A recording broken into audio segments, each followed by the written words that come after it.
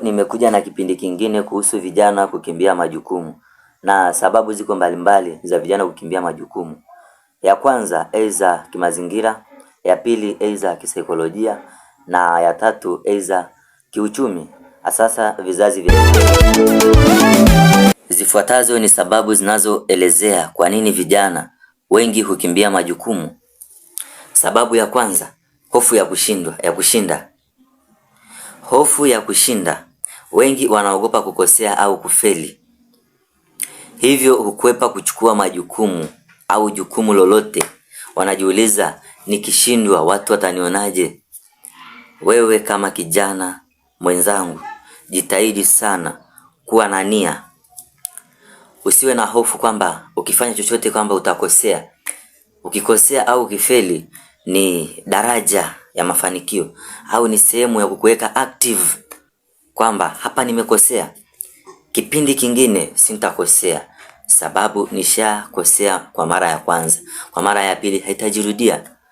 Kwa hiyo hofu ya kushinda nayo inafanya vijana wengi kukimbia majukumu. Sababu ya pili, kukosa ukomavu wa kifikra, mental maturity. Vijana wengi hawajakomaa kiakili, bado wanapenda starehe au wanataka starehe, na wengi wamelelewa kimayai, bado hawajui majukumu, hawajakomaa kiakili kutafuta maisha. Kwa hiyo kukosa ukomavu wa kifikra, mental maturity, hawajui au vijana hawajui kuwa majukumu ni sehemu ya ukuaji wa maisha. Kijana unatakiwa ujue kwamba majukumu ni sehemu ya ukuaji wa maisha yako. Usikate tamaa, kuwa active. Jua unachokitafuta wewe, usisikilize maneno ya watu. Pointi ya tatu, kukosa malezi imara.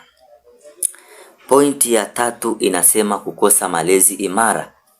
Malezi imara, wengine walilelewa kwa kulelewa kirahisi sana bila kufundishwa uwajibikaji. Na kwa nini wazazi wa sasa wanalelea vijana au wanawalea watoto wao kimayai kuwabeba? Mimi nachokishauri, wewe kama mzazi, jitahidi kumfundisha mtoto wako au kijana wako kujua majukumu, kujishughulisha, kuepuka kukimbia majukumu ili kufanikiwa kimaisha yake baadaye bila changamoto aina yoyote. Pointi ya 4, kutokuwa na malengo maalum. Vijana wengi wanaangamia kwa kutokuwa na malengo maalum. Wengi wanajua kwa kuwa bado anakula kwa mama, bado anaomba kwa mama, basi anakuwa hana malengo maalum. Bila malengo hakuna msukumo wa kuchukua majukumu ya aina yoyote. Kama kijana hautakuwa na malengo, hautakuwa na msukumo wa kuchukua jukumu lolote, kujishughulisha, kutafuta riziki. Wanaishi kwa mtindo wa tutaona mbele itakuwaje.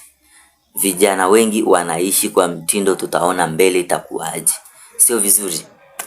Pointi ya 5, uvivu na kutopenda kujituma. Vijana wengi ni wavivu, na sio uvivu tu, hawana ule moyo wa kupenda kujituma.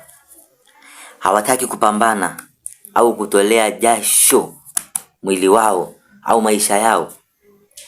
Wanataka matokeo bila kupitia changamoto aina yote. Vijana wengi wanataka kufikia lengo au kutoboa kimaisha bila kuteseka au kupitia changamoto. Sio vizuri. Matokeo hayaji kilele mama au ulemavu. Matokeo yanakuja kiupambanaji. Pambana kijana, pambana usiku kucha.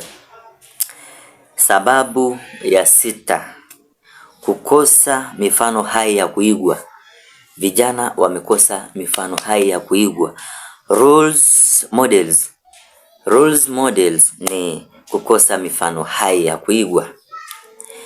Wengi hawana watu wanawaonyesha njia ya maisha au uwajibikaji.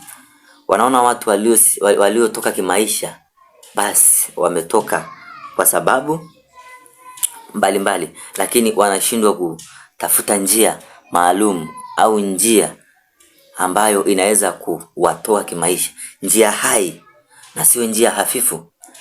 Kwa hiyo mimi nawashauri vijana, jitahidini sana kujichanganya na watu waliofanikiwa au watu wenye maisha yao mazuri kwa ajili ya kuwapa njia na mwafaka kutoka kimaisha na sio kufeli kimaisha.